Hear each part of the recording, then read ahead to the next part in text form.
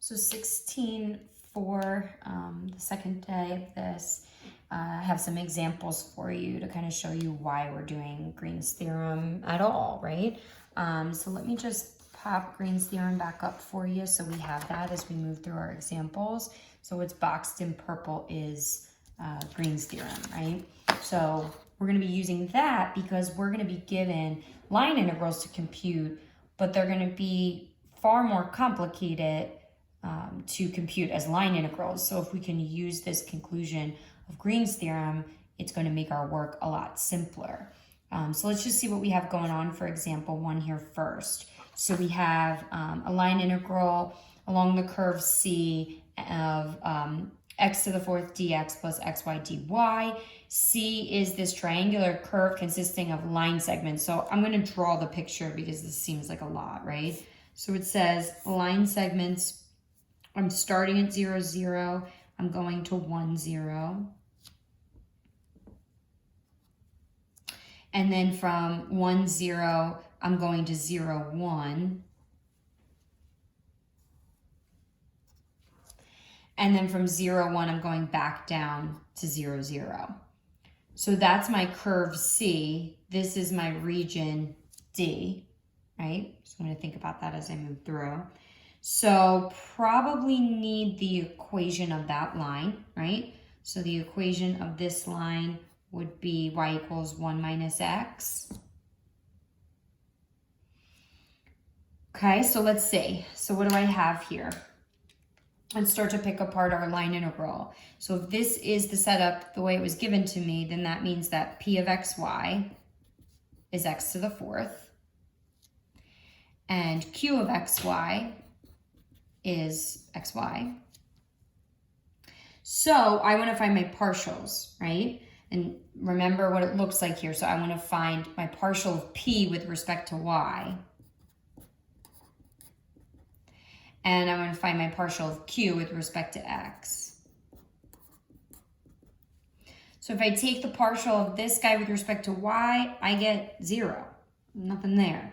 And if I take my partial of q with respect to x, I'm just going to get y. So instead of evaluating along C, because this line integral might be very tricky for me to evaluate, I'm going to relate it to the double integral over D of del Q del X minus del P del Y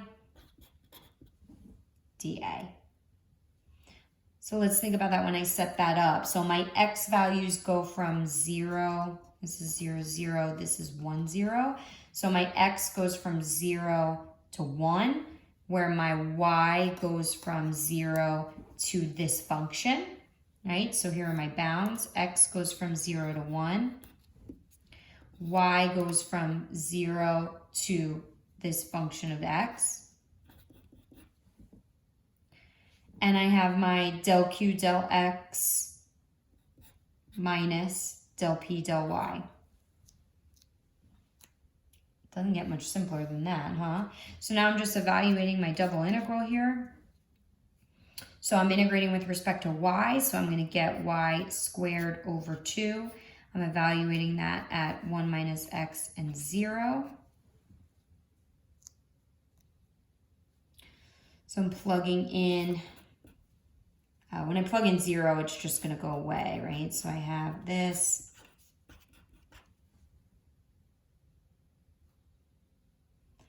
And so hopefully you can see when you integrate that with respect to x, I'm going to get negative 1/6, 1 minus x to the third.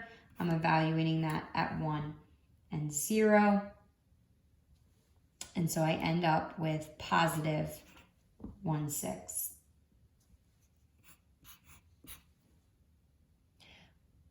Really simple to evaluate that integral, right? Especially in comparison to what I would have had I been trying to do it this way.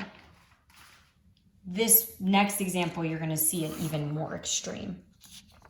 So when we look at example 2, first of all, this is I'm terrified, right? This looks way too complicated. But if I think about how I'm going to set this up with respect to Green's theorem, I'm going to see that a lot of stuff is going to get pretty simple pretty quickly. So this is my line integral, right? So I'm just going to assign these parts to P and Q, right? What are my functions P and Q? P is this first part, 3y minus e to the sine x. And Q is the second part, 7x plus the square root of y to the fourth plus 1. Terrifying, right? But I'm taking my partial of P with respect to y, and I'm taking my partial of Q with respect to x. And those partials are extremely simple. So my partial with respect to y, this part is just a constant, so it just goes away and I just get 3. My partial del q del x is just going to be 7. I don't care about this part with y. So my partials become super simple immediately. So now I'm integrating, right? I'm doing over the region D, my double integral, del q del x minus del p del y, 7 minus 3 dA. So now I just have to think about that region D. Well, I was told that C was the circle. So D is the region inside that circle, right? So hopefully you can see that polar here is going to be our best bet. It's a circle with radius 3. So theta is going to go from 0 to 2 pi. And R is going to go from 0 to 3. So my bounds here, 0 to 2 pi, 0 to 3, 4 dr d theta. Am I missing anything? Hopefully you remember. Yes, I am. I need that extra r in there. That's technically my Jacobian. Remember too, if you don't have, if you're able to separate, right, the part of the integral that involves r and part that involves theta or whatever my variables are, or if I have something that doesn't even involve theta, if you remember, you can split this up.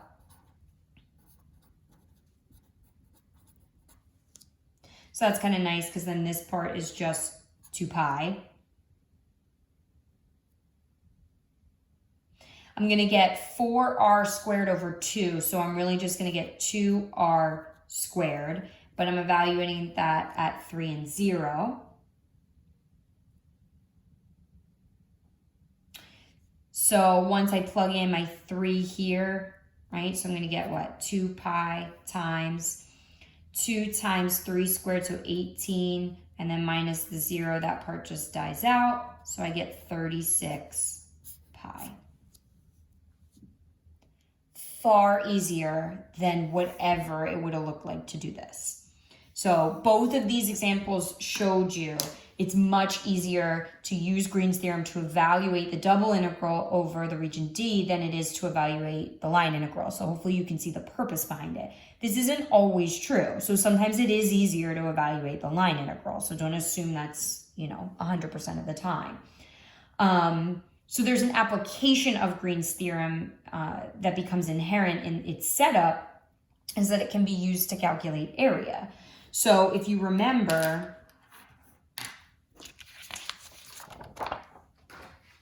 we talked about this earlier in the year. If we do the double integral over D of just 1 dA, you remember talking about that, would just give us the area of D. So if you imagine a setup, well, what would this look like? So like here would be an example. If I want you to find the area enclosed by the ellipse. So I would want to set up my line integral so that it would correspond to the double integral over D with just a 1 inside. So what does that mean? That means that I would want del Q del X minus del P del Y. I would want that to equal 1. So I can choose a P and Q so that this would happen, and then I can evaluate the line integral for the P and Q that I found, and then I know that I'm just calculating area because that line integral would correspond to the double integral over D of just 1 dA. So as long as I can get this to be true, then I can I can find some functions P and Q. So hopefully you're thinking, maybe your mind's kind of going already. There are a couple of standard possibilities, so I'm going to outline some of those for you. So one would be to pick a P and Q such that P is 0 and Q is X. You could pick one where P is Y, or I'm sorry, P is negative Y, excuse me. P is negative Y and Q is 0. Right? Those would both yield this scenario, which is what we're looking for. And then there's another one where P would be negative 1/2 Y and Q would be positive 1/2 X. Right? So in each of those three scenarios, if I were to choose one of those three, I would get this setup where del Q del X minus del P del Y equaled 1. And so if that were true, then I would integrate over the region, the double integral over D of 1 dA would just yield me an area. So in all of these particular cases, what would the line integrals look like? So the line integral over C here would just be x dy because I don't have anything for P. For this one, I'd have negative y dx. For this one here, I'd have a 1/2 outside x dy minus y dx. So those would, all three of those line integrals would yield the area of D. Because again, they would produce this scenario, which would mean I'm doing the double integral over D of just 1. So we're going to use that third one for our example 3 here. Okay, so my goal is to use this one, 1/2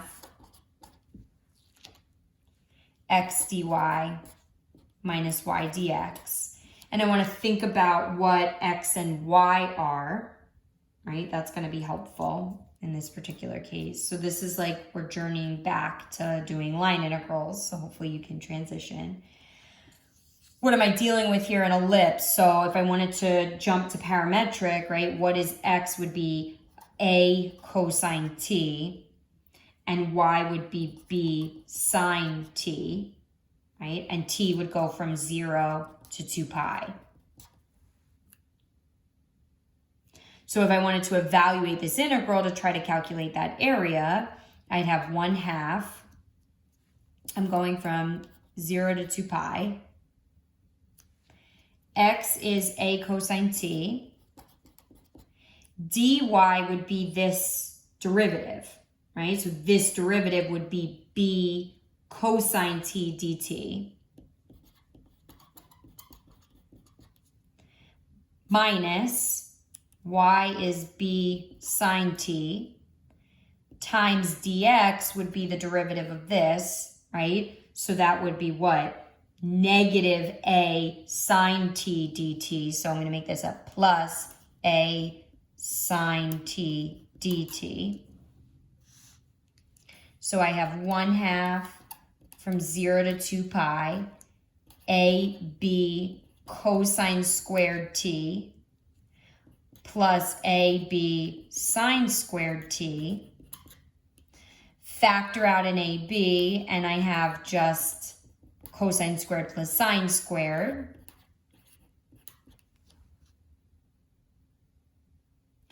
I'm integrating with respect to t, so a and b are just constants, so they would just come out.